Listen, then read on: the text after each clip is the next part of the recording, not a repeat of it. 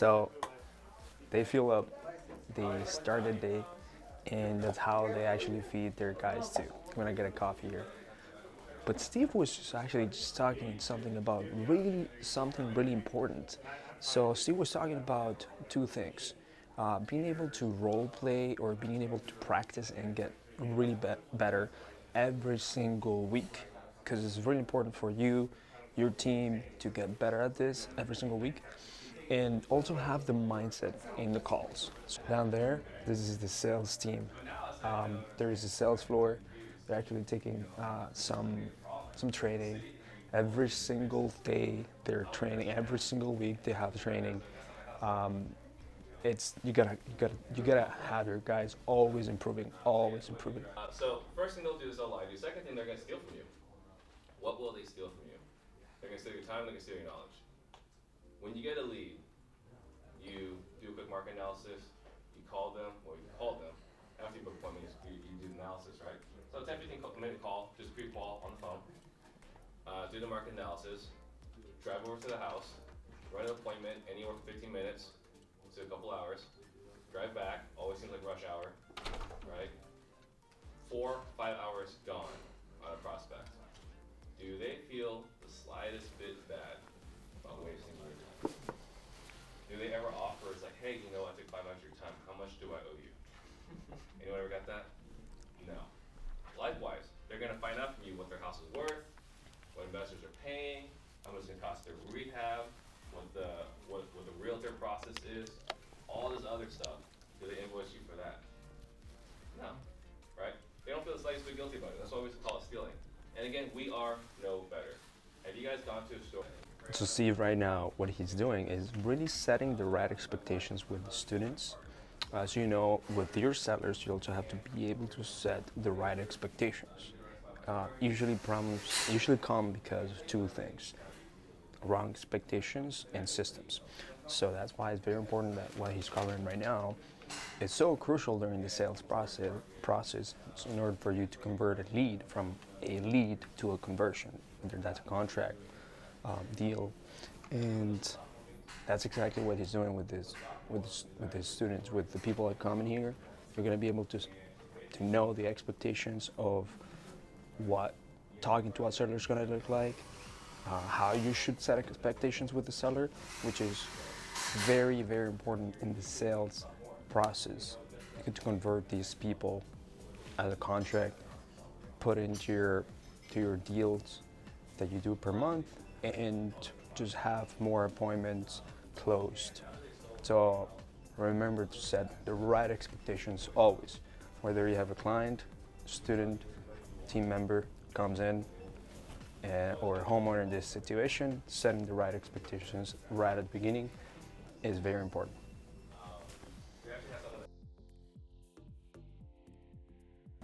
Hey Max. Hey, how you doing, man? Man, I saw you in the Closer Olympics. Yeah, man. appreciate it, man. I like that you had a background that says cerrador. Oh, you like it? Something like that, right? Yeah, it's right here.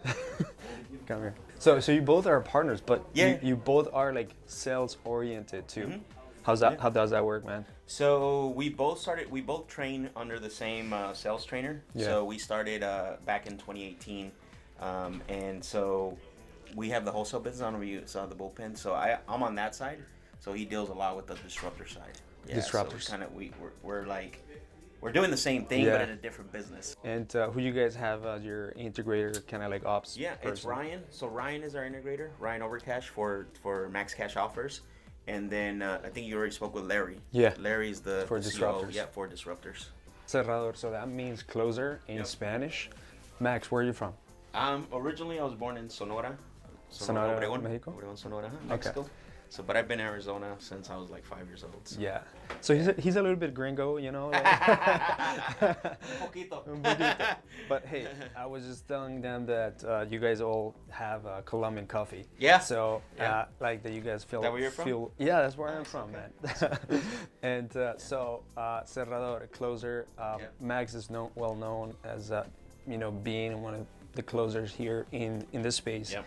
And if you guys didn't watch the Closers Olympics, look at that.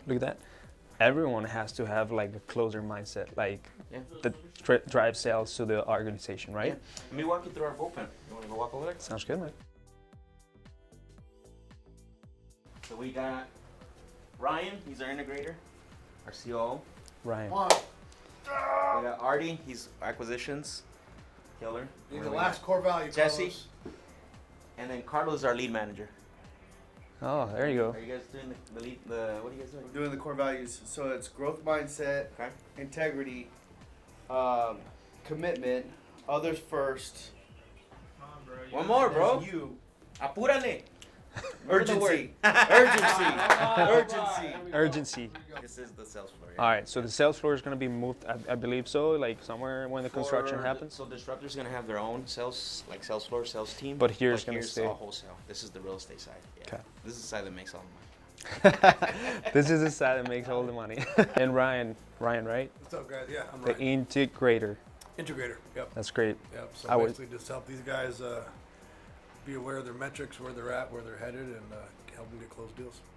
That's awesome. I was just listening that you were like kind of like making him engrave in his head the core values. Yeah. How important is that, man? Oh, it's everything, man. Yeah? That's where it Why is that? starts, Right? That's where it starts, right? Well, if you're not all on the same page, there's no culture. It's going to explode. It's hard to build a business if you're looking to scale without culture. Now, the core values of the operations compared to like the sales team, do they differ or like do they stay the same here? Oh no, it's the same. It's the same. Yeah, All right. those are our core values. Yeah, because I like for us, like our closers are like smelling and they're sharks, like smell sales all the time, right? Right. And like we, at least in my organization, that we try to like take care of customer service as well, take care of little things that happen in back end. They have core values that are shared, but like some of them, they're not as like will be sales oriented. Yeah. So, because these guys in the sales floor, for me, they're doing, they need to be hungry. They need to continuously bring in the contracts, but at the same time, provide the vast value for the brand of the company and everything, like be the front-facing part of it. So, what core values you guys have in here in the sales floor? So we have growth mindset, urgency, others first, dedication, and commitment. Commitment. No, we just when it comes down to the core values, they came up. What am I trying to say? They weren't just random. We went through an exercise where all the leaders put what was important to them, created a big, huge, just a brainstorm. Yeah. And the ones that came up more and more that were repetitive, those are what we decided on because it was what the leadership group came up as a whole, right? It wasn't just random words that just stood out. Yeah. And with our operation here, everyone abides by the same core values. Now they have different personality types, right, and different strengths and weaknesses, and with that, that's how we differentiate who's going to be in what position. But Yeah. universally, we all are under one core value here. Yeah. So if you're like actually building an actual business and you haven't had like the actual meetup of like, hey, let's brainstorm. Like, what is it that moves you? Like, what do you think that it actually describes the whole team, like the whole company? Like, what is it that makes us unique? Like, so here's the operations head right here, Ryan, Max Cash Max Offers. cash offers. There you go. Is Max Cash Offers because of Max? Yep. That's Oh, there you go. great, yeah. His Well, name. man, thanks so Yeah, it was much. a pleasure, man. Thank you. Appreciate Yeah, it. absolutely. Thanks for coming. Right now, our typical offer price is 75% minus repairs minus fee. You just tell the homeowner that? No, hell no. Well, if the homeowner directly asks you, Steve, how are you coming up with this offer? I looked on Zillow, you credited that. How are you coming up with this? So for us, again, this is where we start like leading. Like, it sounds like you're really focused only on dollar amount. Like, if that's the case, I'm just not your buyer. If you're only focused on dollar amount, that's the most important thing you need. I can tell you right now, I'm not your buyer. You should probably go with a realtor. Like, we're pulling away. We're gonna lose some in the short run, but in the long run, we're gonna make more money because we're focused on the ones that are leaders. You're always waiting for them to give you this. Yeah. Every time. never give We, them. and we don't ever negotiate from what the property's worth. We negotiate from what they need. What I do is before I even start the appointment, I actually bring your guard down by telling you, because what happens when you go to the appointment, you walk in, what's the first thing the seller wants to do? Come over here, take a look at the property, look at it, tell me what you're gonna be able to pay. I say, hey, you know what, slow down for a little bit. Do you mind if I ask you a few questions before we look at the property? Because I don't even know if I'm gonna buy this house today. Right away, I'm disarming you. I'm telling you in the beginning of the appointment that I don't even know if I'm gonna buy this property. Well, you've been texting me, you've been sending me postcards, you've been, why do you keep bothering me all the time if you don't. Right. And the other thing too is that we're also setting the expectations on the call too. So it's not like we're walking cold, So if we're having this conversation like in the house, that we didn't do our job correctly on setting up the appointment. So it's not like it's bam, bam, bam, and then we're like going back and forth with this. We're finding this stuff out too on the phone as well too.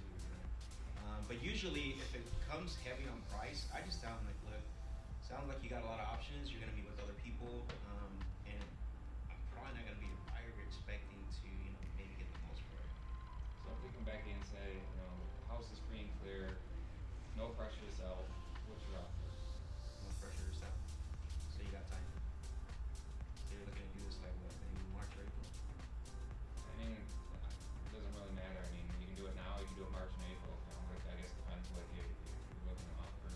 So if you had to choose between the two, would you do it now or? Again, I guess it comes down to what your offer is. Well, I mean, if it's in April, it could change. If it's now, then it's different. There's a lot.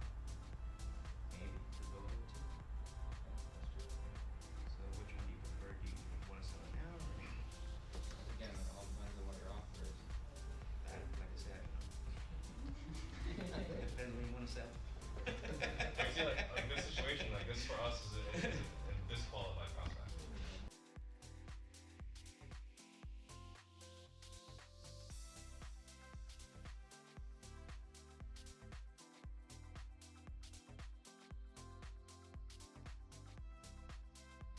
You came from like a sales background, but you're still coming to this kind of stuff, man. And a lot of people feel like, holy, I've just been doing sales, did car sales, did whatever sales before. I don't really need this type of training. Yep. Like, why'd you even come? Like, Dude, sellers are gonna sell. Like, you have to continue to sharpen your tools. Just because you're a chef in the kitchen doesn't mean you're gonna stop sharpening your knives, right? You still wanna make sure you can cut it. You still wanna make sure you're good to go. So for me, I want to be the best seller there is. That's what motivates me. And people like Steve, if you're going to be the best, you got to learn from the best. So that's why I keep coming. yeah, man. So like, if you had a team, which I'm pretty sure you help manage teams and everything, like how often do you sharpen these skills in a day-to-day or week-to-week basis? Man, I mean, even just during Steve's training, I sent 3 text messages to my team